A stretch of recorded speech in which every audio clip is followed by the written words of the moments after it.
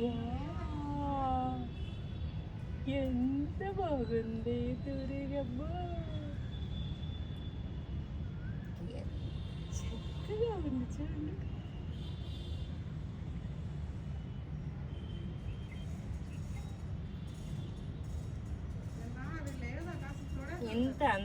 అందమైన తూరేగ ఎలా వచ్చింది తెలుసా?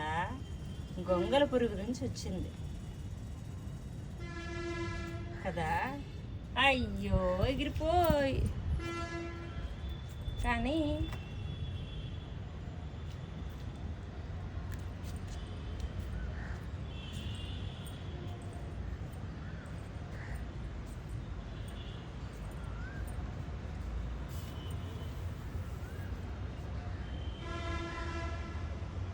కదా. అలాగే మట్టిలో నుంచి మాణిక్యం కూడా వస్తుంది. మనిషి రూపు బాగలేదు కదా, బుద్ధి బాగోదు అని కూడా ఉంది. గొంగళ పురుగు అయితే ఎలాగ ప్రేమిస్తామో అలాగే తూరేకు కూడా ప్రేమించడానికి ప్రయత్నించాలి. ఎగిరిపోయింది తూరేగా.